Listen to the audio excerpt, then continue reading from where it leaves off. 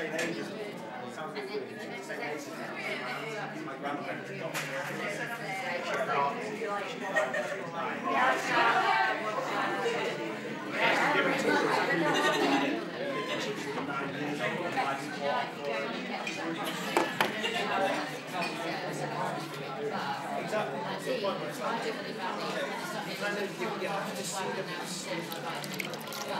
you have to see it. They've already died. Their body's already given them. It's already died.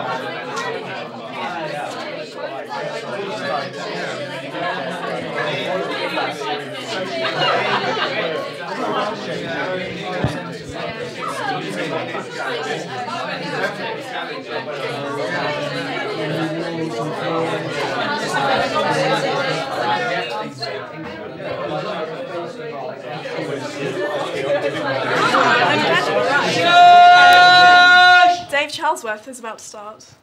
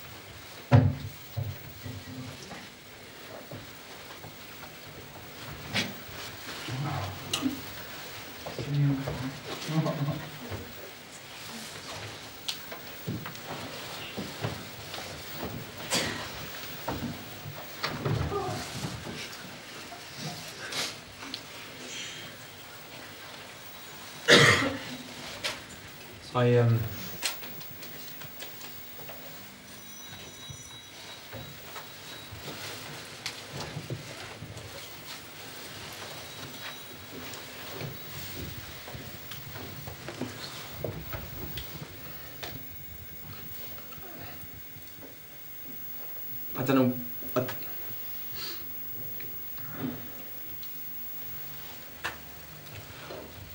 I'm not quite sure. I'm not quite sure why I even do this at all. At least, not in this way. You see, I'm just not very good at it. It's a thing about structuring. I find it difficult to structure these things to make them fit in a way that I guess you might understand. But yet, it seems like the most direct way of going about these things. But it does nothing for my nerves and nothing for.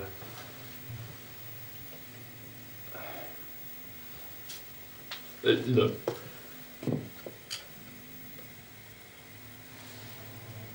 I'm really sorry, this is a really terrible way to start this kind of thing. Look, I'm going to try and do it in a different way.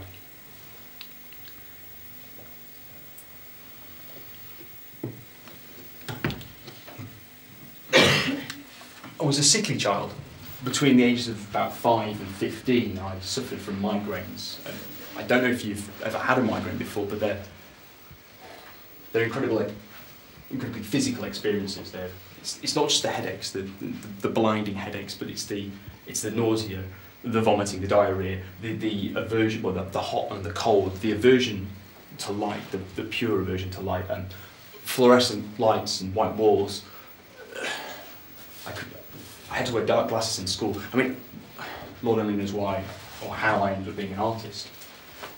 The tiniest chink of light passing through a curtain during a migraine, I'd have to wrap myself up in many blankets, hide for days and days on end. And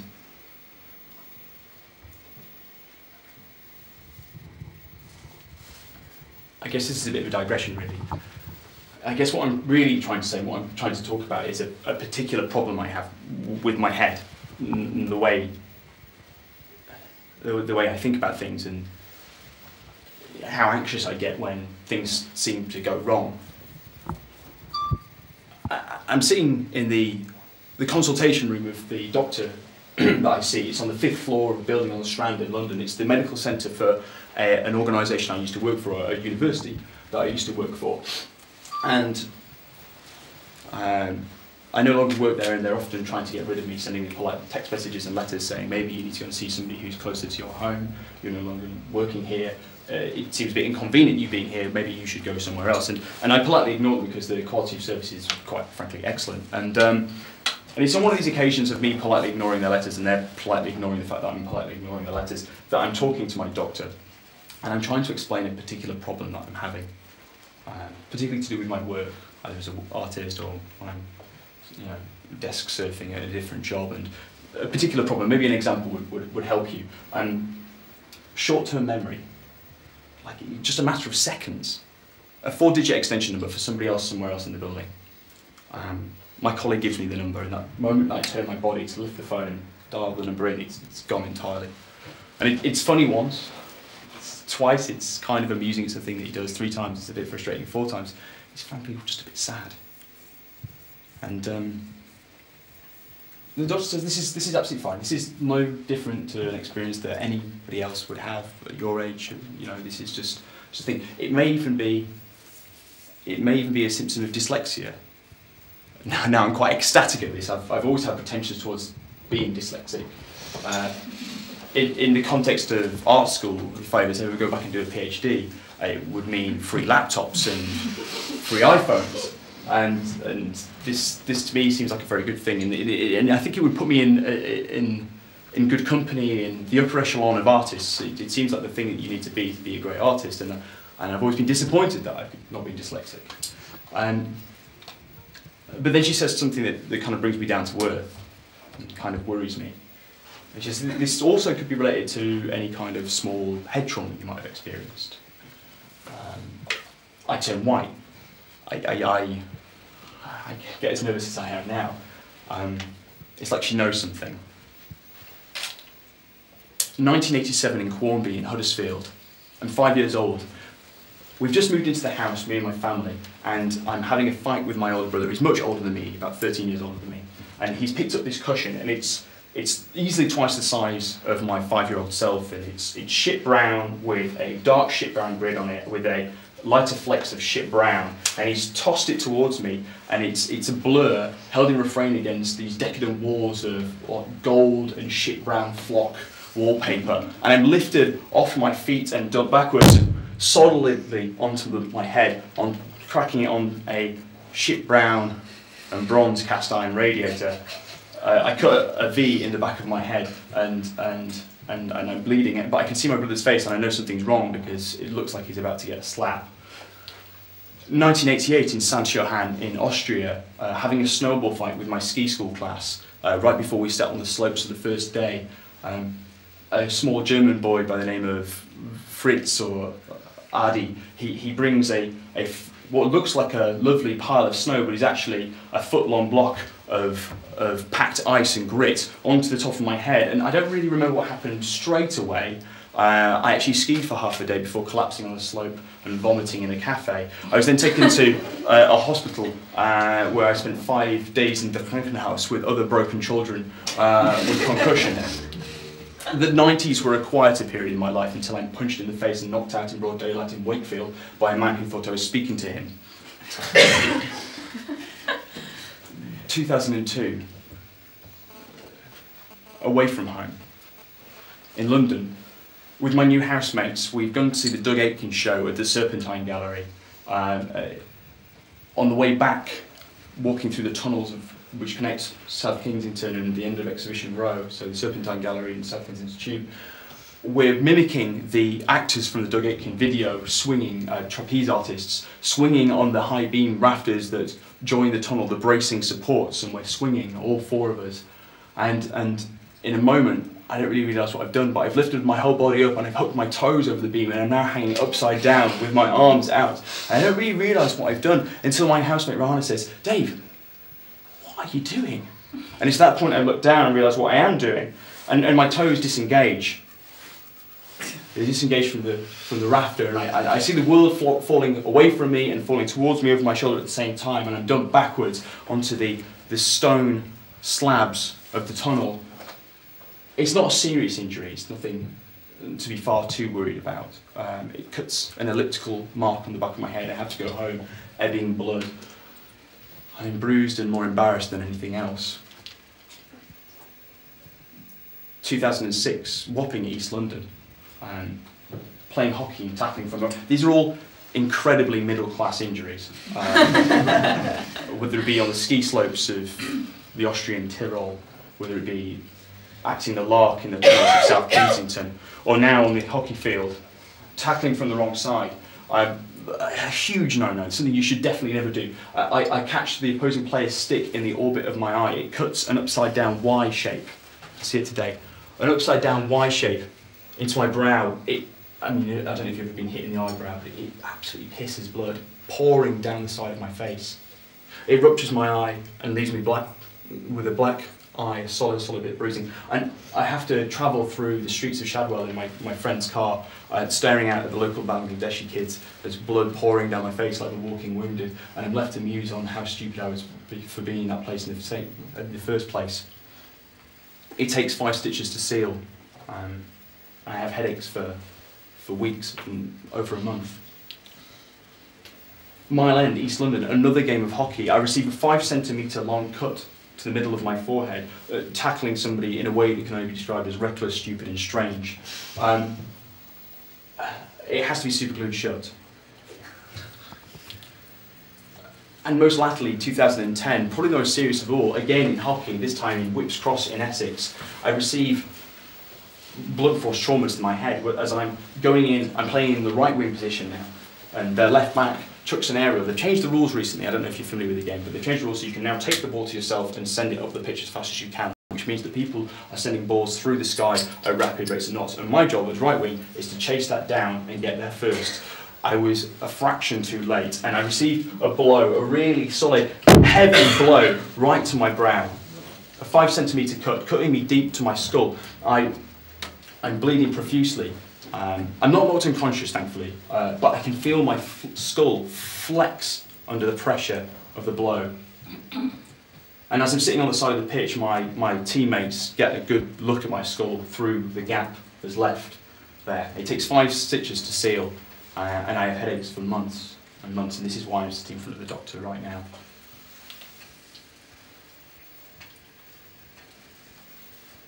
The doctor's gone quiet. She's even mildly pale. And she says, "You really ought to be more careful." But I don't think this is something that you should worry about, at least not yet. I don't think you should continue this course, and I don't think you should continue to develop the sustained number of injuries that you've developed over the years. You need to take it easy. But what you're describing can do some damage to you. If over time you continue in this way, you might lose some feeling in some of your limbs or develop a stutter of some kind. But really, it's not going to affect your memory, not in the long term. I think if you were to continue, you may. But really, you see, as I understand it, memories are held in 2 parcels, right at the centre of your brain, beneath the grey and the white matter. And you'd have to do damage of some untold force to really get at them. So as long as you go easy on yourself, I do think that everything's going to be okay.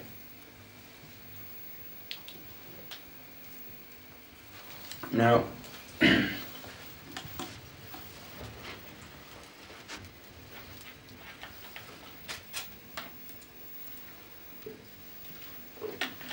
I'm really sorry. I don't think that's it. I don't think that's what I'm trying to tell you, or what I'm trying to explain or elucidate. I think I can do it better. But you're going to have to come with me. We're going to have to go this way.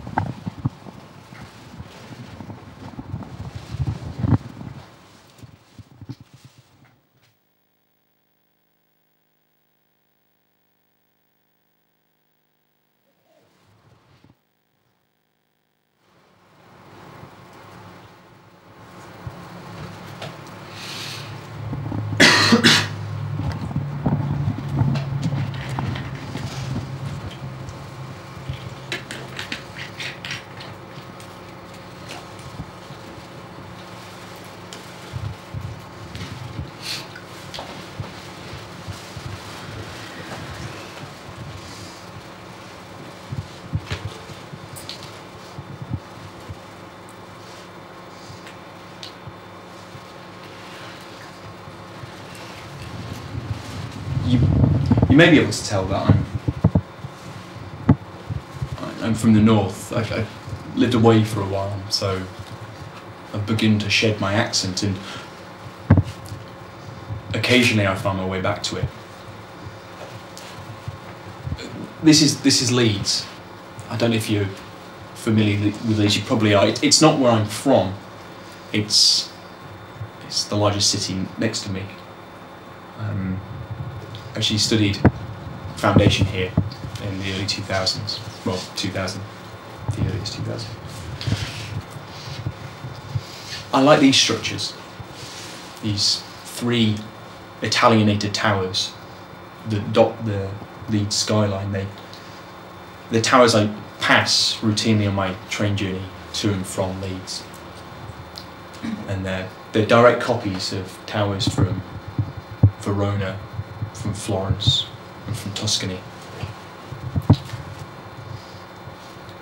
And I like them because not just because they're really beautiful.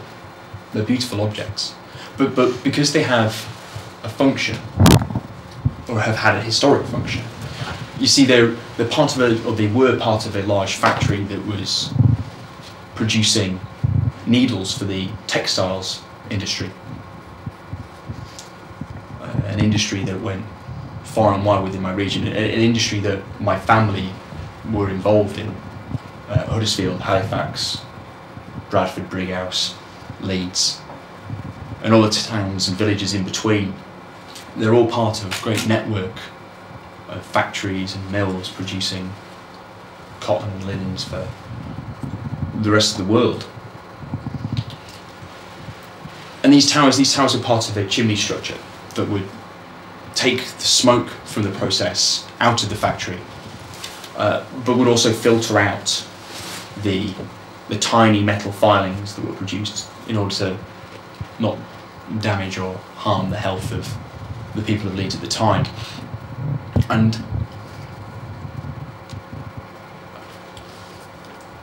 I like these towers and the way that they sit awkwardly in time and place, because it reminds me very particularly of a time in my life, and how they operate as markers in this landscape as I'm moving from one place to another, moving from a gormless child from the age of 18 and before to not having an answer, but having some questions of my own, beginning the road to becoming an artist, whatever that might mean. And they remind me fondly of this time, this period.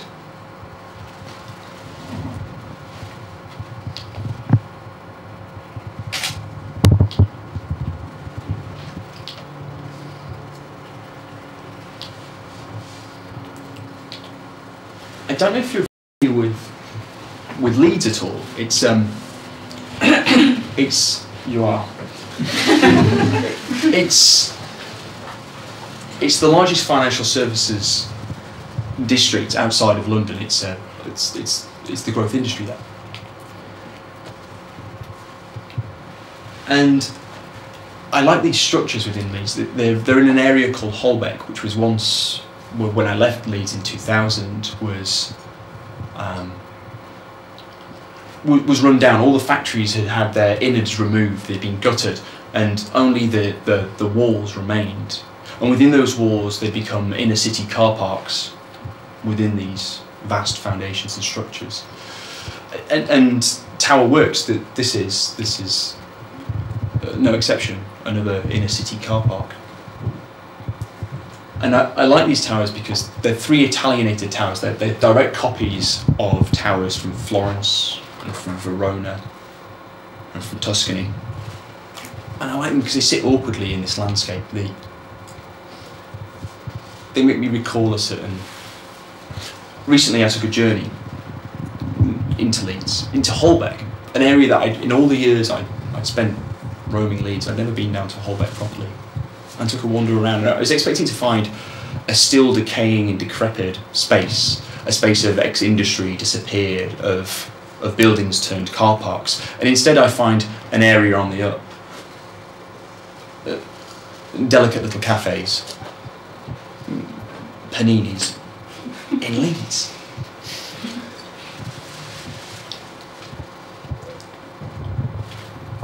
Buildings growing up, turning into houses. And Tower Works. Tower Works soon to become Tower Apartments, a medium-rise dwelling for the city workers, for the people working in the financial services sector, for people working in other related industries, in other growth industries within the area. Tower Apartments makes me quite jealous. This idea that you could come home to your showpiece, Italianated tower that used to have a function. It used to remove the metal filings from the smoke leaving. It was part of a needle making factory, so it would be removing these metal filings. The factory was providing needles for Huddersfield, Halifax, Bradford, Brighouse, Leeds, all the towns and villages in between, for the textiles industry. It's very big at one time there. And I like these towers because they remind me of a particular time in my life, in this transitional, the time that I'd moved to London, becoming getting to become an artist. But they remind me of this shift, because I always pass them on the way from London King's Cross to Huddersfield, interchanging at Leeds, and back from Huddersfield back into Leeds and back out to London King's Cross. It reminds me of this time and place and how they sit awkwardly in the landscape and how things are moving and changing around me as I am.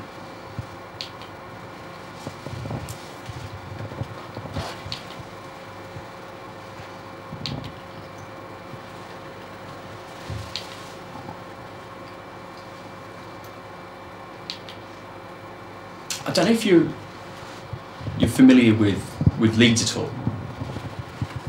It's a large northern town. It's from near where I'm from. I didn't grow up there, but I grew up nearby. Within the town, or the city, there's these 3 Italianated towers. They're based on copies of towers from Florence, from Verona, from Tuscany, and they sit awkwardly in a space that's constantly changing. And I like them because they remind me of a particular change in me, but I like to think of the way that they could be many things in many times in many places. I think about what they mean to somebody living in Italy at a certain time, and what the towers represent. Are they something that represents a particular type of wealth? Are they a folly owned by a wealthy person trying to stake their claim on the world? Or are they, as later on, a municipal building, something that people share in? I think of the worker doing delicate manual labour in Leeds, in Tower Works, in what I can only imagine, probably nostalgically, possibly romantically, possibly incorrectly, in relatively dirty conditions, doing fine work, producing the needles for the textiles industry. The textiles industry is very big within the area. It was producing needles for places in Huddersfield, Halifax, Bradford, Brighouse, Leeds, and all the towns and villages in between. And then I think of the people moving into these spaces now, into Tower Apartments, these beautiful Italianated towers, these showpieces, as you're coming home from a tough day in the office, in the area around Holbeck. And I like these towers because no matter what they represent, at whatever time, they remind me of this certainty, of this consistency within this skyline. They remind me that wherever I am in the world, they will be there. And I guess in some way that I'll be close to home.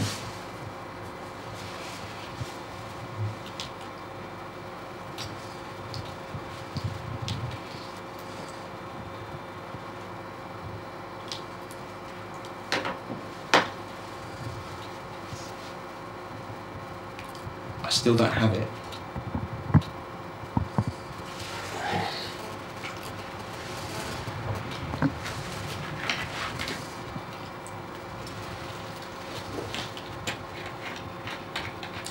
it's still not right. I don't know whether it's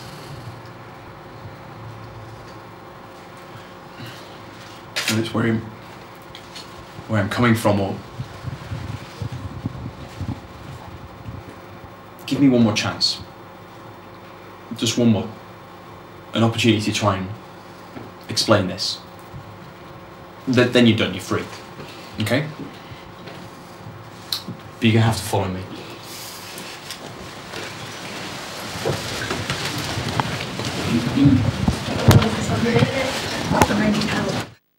The air was full of cement and dust. And by that time, there was an eerie silence. I was still in an evening dress because even though I have to do my speech that night, I always have to break to go off to the benevolent ball of the agents and then come back. So I was still in full evening dress. Dennis had just pulled a suit over his pajamas.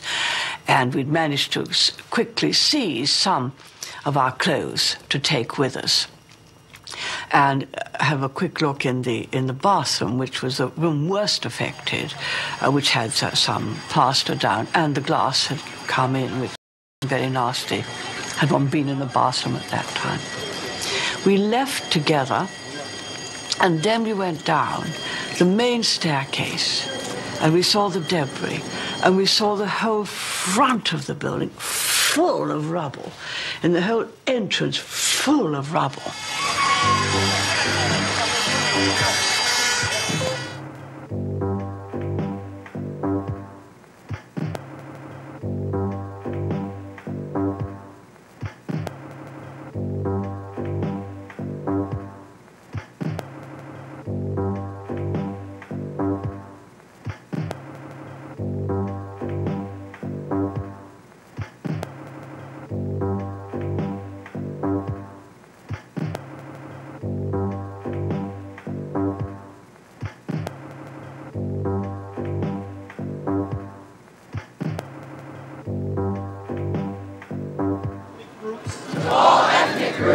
All races, colors, and creeds. All races, colors, and creeds. And we are all in this together. And we are all in this together. The revolution starts now. Starts now. It has started. It has started. Weeks ago. Weeks ago. Months ago. Months ago. Years ago. Years ago. Decades ago. Decades ago. Am I right? Am I right? Or am I not?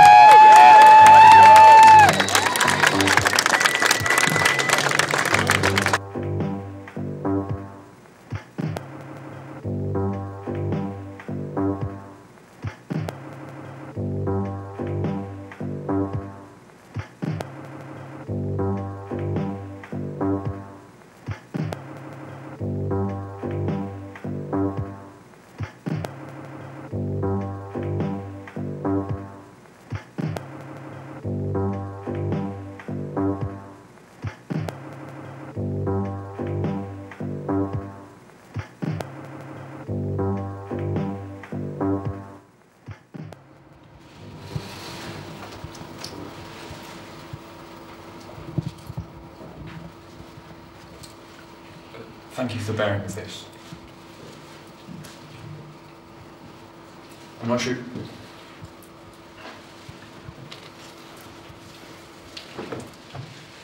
I think of a gormless child at the age of 5 years old growing up in the north, most likely sitting in the back of the family citron, little beshorted legs kicking. He lives in the north with his mother, his father, his youngest brother, his sister, his eldest brother. In fact, many things that he has great affection, great fondness for. Now this child is truly gormless. But on this particular morning, at age 5, he has the strangest feeling about the world.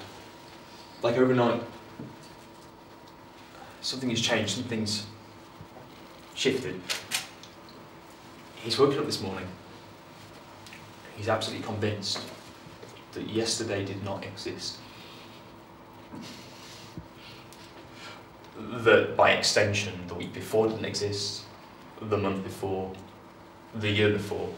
In fact, nothing beyond today.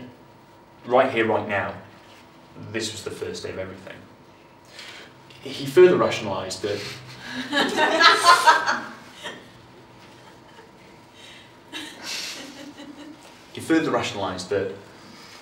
he was imbued with all these memories, all these things that he remembered fondly.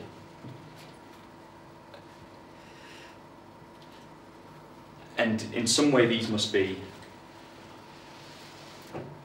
figmentations or they should be fictional, that they've been placed there by something or someone to give some sort of context for his life to go on. I mean, you can't just start at day zero in shorts sitting in the back of a Citroen. There must be some sort of backstory here.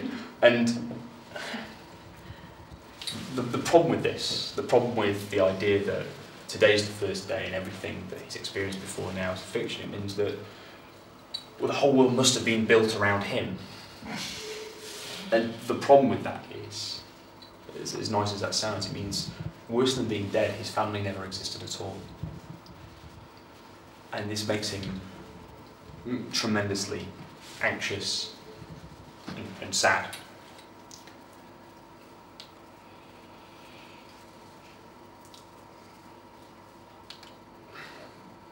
But he realises there's a kind of problem here. That perhaps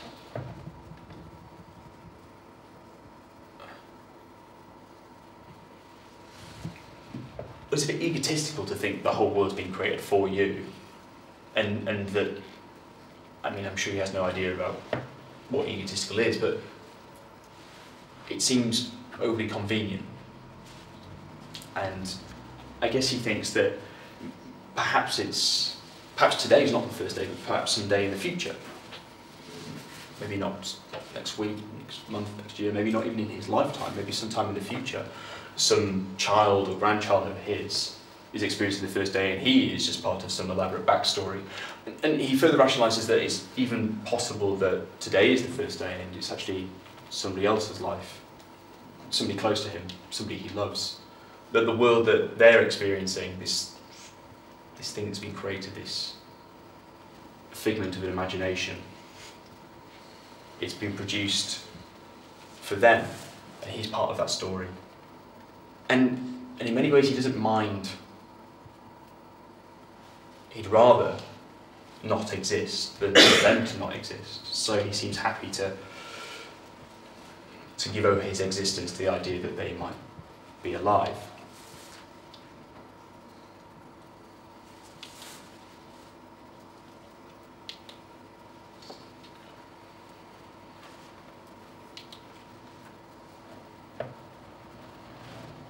Ordinarily, on a school day, in the back of the Citroen, in the shorts, a little outfit, he would be thinking of as many ways as possible to be not going to school. I have a headache. My tummy hurts.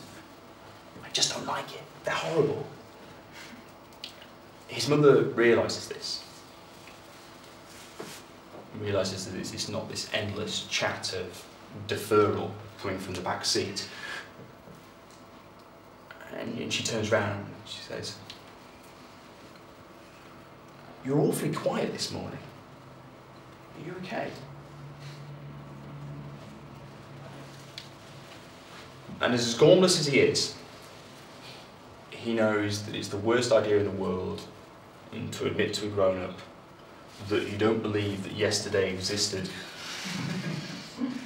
or indeed anything before this particular moment, and there's a good chance that the whole world has been created for him, and that the world revolved around him, or it's an infinite possibility that we're still not experiencing anything right now, and actually it's a figmentation or some sort of great magical imagination from the future, and we all don't exist. And he realises that would be complicated. So he thinks about it. and begins to kick his legs furiously, like everything's fine. And he looks at her. He smiles and says, everything's fine. Everything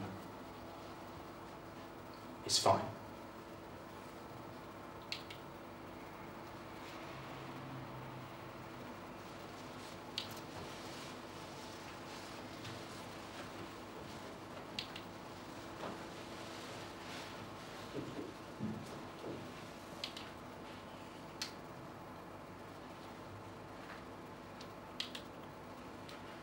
Thank you.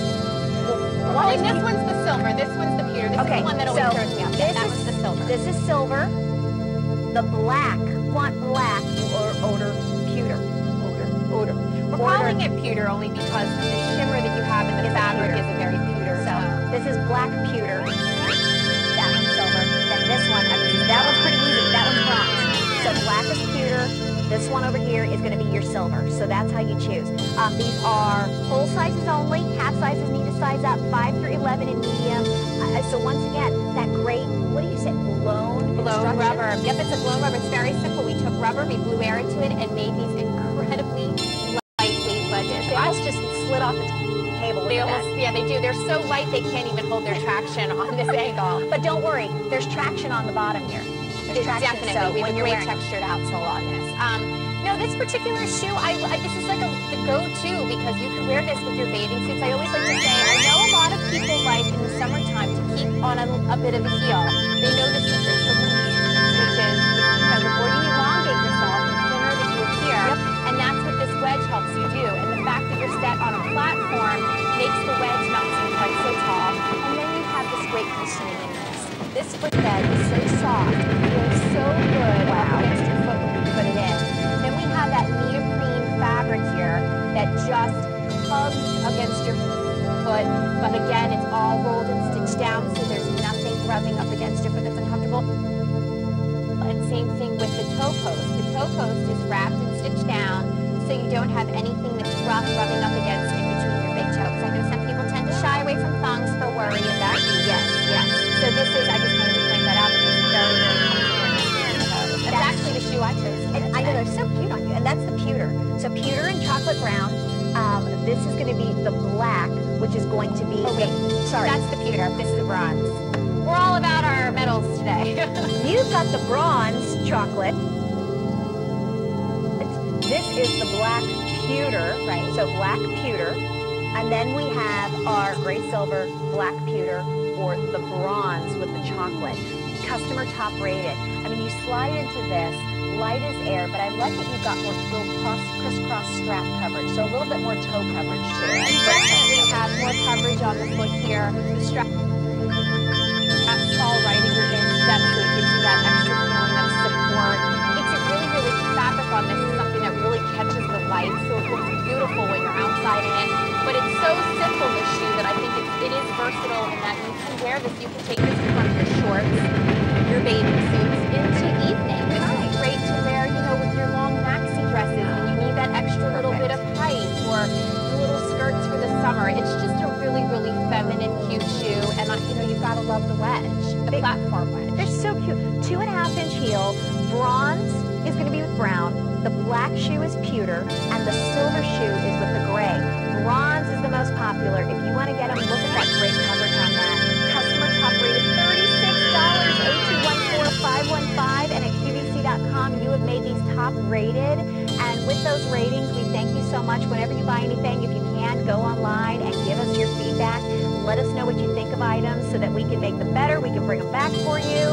Look at this, my favorite shoes. These are the most comfortable shoes I've had in ages. I have lots of Skechers, but these are by far my favorite. I love that. Then for those of you who are joining us, love these shoes. I bought these in pewter and bronze. They're the most comfortable, lightweight sandals ever. So the black is called pewter, the bronze is with the chocolate, and the silver has the gray. Feather light. Feather light and comfortable. Over 500 orders placed. So for those of you ordering, 8214-515, top rated. And then the hot ticket coming up again in just a couple minutes. 1,800 already ordered, black or white. And if you buy one of each color, trust me, you'll want a black pair, a long white pair, of different things. You'll save half off your shipping and handling, and you will wear them with everything. You get them wet, you can enjoy them, 820-1854, and when these sell out, that's all we will have for the rest of this year. We've already got an update for you on these shoes. Already 150 have been ordered. White is completely sold out, but buy white. And gray is last call. Gray is with pink. Gray is last call, so gray is with pink. Then we have our it's almost a little silverish, but it's just a little bit of a sparkle and sheen. And then we have our natural. And the natural has this little sparkle and sheen to it as well. So last call on the gray, black we've got, and then we have the natural, and the white are already gone. Top rated, under $50. Final quantities of the season, so when these are gone, that's it for the rest of this year. And here we go back to the iconic style of Skechers. It is so true. You took the words right out of my mouth. The word iconic. No, it's true though, because it's either the Mary Jane or it's the style shoe. It's that athleisure look. I mean, I've said this before. We would all love to live in high heels and sandals, but we don't. We live in athleisure shoes. We need shoes that we can put on, that look good, that are fashionable, that are comfortable, and that we can do everything in. And this is the shoe. And I love it because it is so streamlined. The silhouette of the shoe is so streamlined and so sleek and feminine. You don't have that clunk of the lace-up sneaker when you don't need it. I mean, it's one thing to wear the lace-ups when you're doing workout activities or what have you. This is such a great option because, I mean, look at the flexibility in this. The flex grooves in this shoe are incredible. You have the support, this great traction outsole, and then look how cute that side striping detail is. There's actually a little bit, it's kind of like an aurora borealis. It's hard to see, but when you're up on top of it, there is a little bit of a shimmer where you can pick up. I can see the camera sense it right there. On the natural. A little bit of an aurora borealis there, which I love. That is very, very Skechers. But we have the mesh fabric and the suede leather, which offers you great breathability. Because this is a slide-on, we know that you need that extra room to get your foot into it, so it's adjustable, and that's where the bungee comes into play, because the bungee gives you that extra pull. Little tab here to help you pull the shoe on. The insole, the padded insole, is again, this is removable. If you want to put your own orthotics in, you can wash it with warm soap and water, but just really that great slip-on go-to shoe. That's it. So I mean, really easy. Natural, black, last call then on, getting to be last call on the gray and pink combination. So there they are for you, and if you're looking to get them, when these are gone, this is the last quantities of the season, so your choice. So these are medium widths, they fit true to size, full and half sizes, and you put them, I mean, right out of the box, they're this soft. Oh, another update for you. Gray is gone, so 600 total left between the black and the natural for the rest of the year. So that's it. Look at the natural. Natural has been such a huge, huge color in accessories, and before I never would have even paid it any attention. I was like, oh, it's too boring. Now I'm obsessed with the natural. No, natural is so easy. I mean, it goes with everything. In this particular neutral tone, I love the combination. It has just a little bit of sort of like an olive green to it, so it really sticks to that natural theme. But like we were saying before, the versatility of this, because of the shape of this, you're not getting that really athletic, funky sneaker look. You can wear this with skirts and dresses and what have you. I also love the black if you're in the service industry or you're required to wear black shoes and you want something different. This is a great way to go. It's a slide-on, it's easy. You're getting the support that you would get with an athletic outsole, but you're getting a little bit of a, you know, a pop and a zing to it because you've got that little bit of side striping color on it. So it's really cute. It makes you feel youthful, but at the same time, you're getting great support. And I love what you said, Christy, that you can take and put your own orthotic in it as well. And if you're looking to get it, remember these are the last quantities that we have of this season between the black and the natural. And watch your availability guide because the white and the gray have already sold out. So slip-on styling, you have made them top rated. And look at that, you've got traction on the bottom.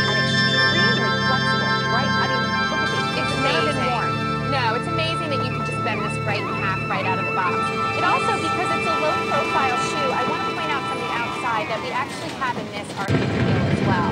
So your foot is actually sitting up this high on the shoe. So you're not sitting completely flat on the ground, even though you have more of that lower profile.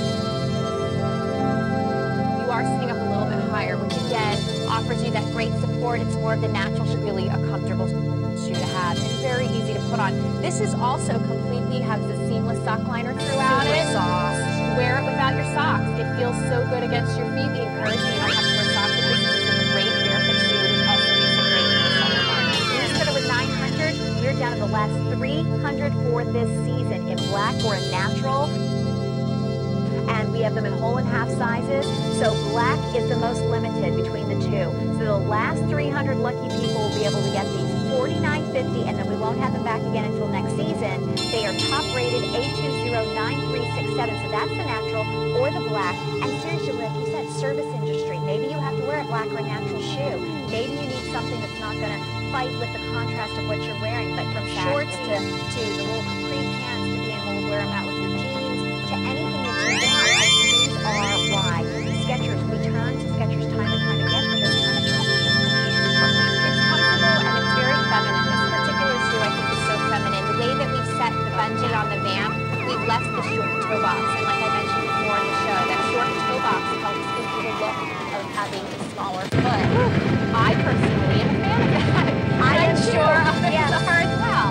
It's just a nice feminine look, and that's what I like about it. I like that you can get that athletic feel and support, but you don't need a big clunky shoe to do it. You don't need that at all. And at $49.50, final order of the season, final quantities. We are very limited between that black and the natural, A209367. Your chance to get them at another very popular one, the brand new leather Mary Jane wedge shoe. We started with over 1,300. We have about 400 left. Oh, wow. The taupe is gone. Taupe is gone, so we have gray, and then we have the black. Gray will be the next one to go. It is the iconic Mary Jane from Skechers with a little bit of a lift in there. It's amazing, and the comfort to these, fantastic. So gray and black only, brand new, A224565. And then our final order of the season, close to 2,000 now ordered for our hot pick because it is the final order of the season. This has been a QVC favorite. $36.50, whole sizes only between the black or the white in the Skechers Stretch logo slide. So if you're half size, size up. We've got them in all the sizes right now, but I will say that if you can do it and you want squish comfort, I mean like you're stepping on marshmallows, this comfort that you can wear and get them wet, you can wash them off, you can wear them to the pool, you got traction, you can wear them with a skirt. If you can, get a pair of black, get a pair of white before these are gone for the rest of this season, because we will not have them back again until next year when these quantities are gone. Why is this so popular, Christy? I can personally say, I mean, I know I have every Skechers shoe you can imagine. I love this sandal. These are your go-to. This is my go-to. This is so comfortable. I don't know how many other ways I can say it other than it's like clouds and pillows on your feet. It is. It feels so good when you slide your foot into this. It feels so supportive, so comfortable. I play tennis, and when I get my sneakers off, this is the first shoe I want to put on because it's almost like putting a slipper on just to wear outside. It feels that good. It's so soft on your foot, and then you have a great outsole on this as well. You have that athletic outsole, so you have that marriage of the sandal and the sneaker because you're getting that same traction control, that same support that you would get in a sneaker. But just look at the profile of the shoe. That looks like a woman's foot. That is shaped to a woman's foot, and that's why it's so comfortable when you put it on your foot because you have that support on your instep. It pulls up the toe. You have a great toe bar for the clip for your toes to grip onto. The ease of the slide of this, the fact that you have this great neoprene fabric that you can do anything to because they're so easy to wash, and just the ease and wear with this. I mean, I love the little cutout on the side, but it's all rolled and stitched on the edges. There's nothing rough rubbing up against you. And look how good that white looks. I mean, I always find it difficult to find a very true white sandal. Or they're even picked over by this time of the year sometimes. And because a lot of department stores start carrying, the fall things right in the middle of summer and the white's already gone. Listen, when these are gone, they're not back until next year as well for us. So white or black, little bit of sparkle there, that little bit of Skechers. So you know it's Skechers. Yes, exactly. And so for those of you ordering them, we're approaching 2,300 orders. We've got a lot of you on the phone lines to get them. So if you are half size, we size up one. Yes, I would definitely recommend you size up to the whole size. Only. More likely that the whole size up will fit your foot better. This is so comfortable. Soft for your foot. I mean, and look at how crisp and polished that white looks.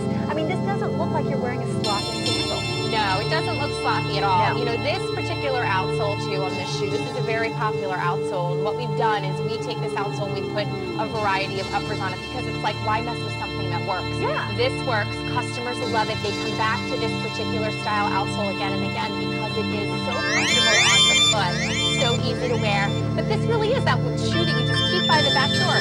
Do everything in this because you can do everything in it. Exactly, and that's the kind of comfort that you get.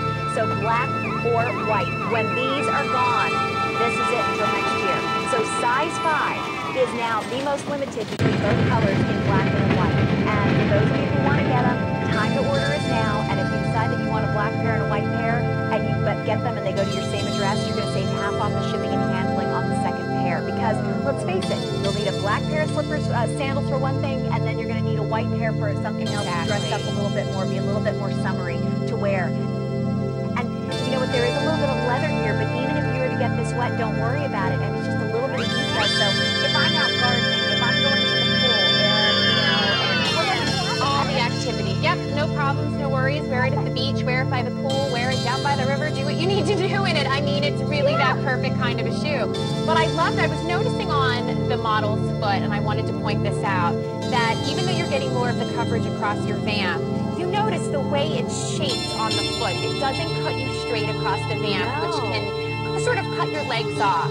This actually is the way it rolls across the front of your foot. Look how pretty that looks on her foot. It maintains the femininity while giving you the coverage. The perfect sandal will take with you when you go get the pedicure.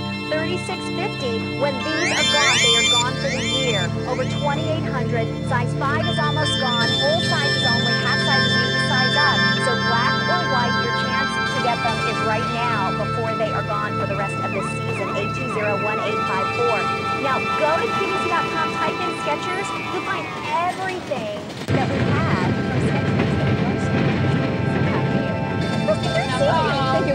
Good to see you, Jackie. Well, we got more of shopping going on throughout the day today, and right now it's all about great fashion. Everybody got the coral and the orange memo today, right, Miss Jane? You know what? Tangerine Tango, Jackie. It is the color. And let me just say, I just posted on Facebook.